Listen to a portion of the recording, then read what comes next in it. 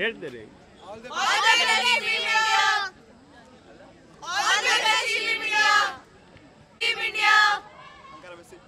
India ಗೆಲ್ಲುತ್ತೆ ಅಂತ ಅಂದ್ಕೊಂಡಿದ್ದೀವಿ. ಗೆಲ್ಲುತ್ತೆ. ಯಾಕೆಂದರೆ ಅಂಥ ಆಸ್ಟ್ರೇಲಿಯಾನೇ ಸೋಲಿಸಿರೋ ನಮಗೆ ಈ ಸೌತ್ ಆಫ್ರಿಕಾ ಎಲ್ಲ ಎಂಥದ್ದು ಇಲ್ಲ. ಅದಕ್ಕೆ ಇವತ್ತು ಎಲ್ಲರೂ ಚೆನ್ನಾಗಿ ಆಡಲಿ ಅಂತ ವಿಶ್ ಮಾಡ್ತೀನಿ. All the best India team. ಚೆನ್ನಾಗಿ ಆಡಿ ಕಪ್ನ ಇಂಡಿಯಾಗೆ ಎತ್ಕೊಂಡ್ಬನ್ನಿ, ರ್ಯಾಲಿ ನೋಡೋಣ ಅಂತ ಕಾಯ್ತೇನೆ. ಹೌದು. ಮೊನ್ನೆ ಆಸ್ಟ್ರೇಲಿಯಾ ಮ್ಯಾಚು ಜೆಮಿಮಾ ರಾಡ್ರಿಕ್ಸು ಮತ್ತು ಹರ್ಮನ್ಪ್ರೀತ್ ಕೌರ್ ಆಡಿರಲಿಲ್ಲ ಅಂದರೆ ಇವತ್ತು ಎಲ್ಲಿರ್ತಾ ಇದ್ವೋ ಗೊತ್ತಿಲ್ಲ.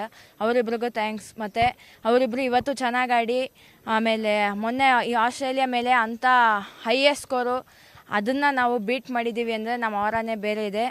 ಅದಕ್ಕೆ ಇವತ್ತು ಹಂಗೆ ಆಡಿ ಅದಕ್ಕಿಂತ ಜಾಸ್ತಿ ಟಾರ್ಗೆಟ್ ಕೊಡಿ, ನಮ್ಮದೇ ವರ್ಲ್ಡ್ ರೆಕಾರ್ಡ್ ಇರಲಿ ಅಂತ ಹೇಳೋಕ್ಕೆ ಇಷ್ಟಪಡ್ತೀನಿ. ಸಿಂಚನ ಅಂತ. ಇಂಡಿಯಾ ಟೀಮ್ ಇದೇ ಮೋಸ್ಟ್ ಇವಾಗ ಲೀಗಲ್ ಆಡಿರೋದೆಲ್ಲ ಮ್ಯಾಚಸ್ಸೇ ಬೇರೆ, ಈಗ ಫೈನಲ್ಸಲ್ಲಿ ಆಡೋ ಮ್ಯಾಚೇ ಬೇರೆ.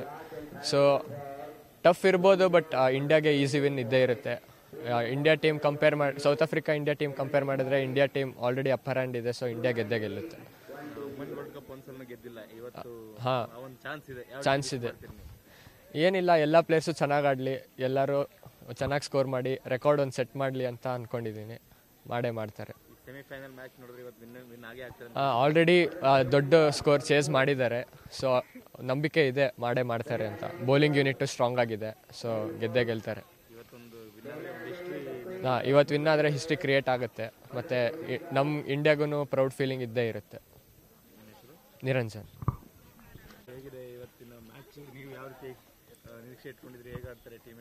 ಚೆನ್ನಾಗಿ ಆಡ್ತಾರೆ. ಅದರಲ್ಲಿ ಔಟಲ್ಲಿ 100% ಅವ್ರು ಕೊಡ್ತಾರೆ, ಗೆಲ್ತಾರೆ. ಎಲ್ಲ ಚೆನ್ನಾಗಿ ಆಡ್ತಾರೆ. ಮೊನ್ನೆ ಮ್ಯಾಚ್ ಚೆನ್ನಾಗಿತ್ತು. ಸೆಮಿಫೈನಲ್ ಆಸ್ಟ್ರೇಲಿಯಾ ಅಂತ ಟೀಮ್ನೇ. ಆಸ್ಟ್ರೇಲಿಯಾ ಫೇವರೇಟ್ ಟೀಮ್ ಯಾವಾಗಲೂ ವುಮೆನ್ಸ್ ಕ್ರಿಕೆಟಲ್ಲಿ ಆಸ್ಟ್ರೇಲಿಯಾ ಏನು ಸ್ಟ್ರಾಂಗ್ ಇಲ್ಲ, ನಾವು ಸ್ಟ್ರಾಂಗ್ ಆಗಿದ್ದೀವಿ.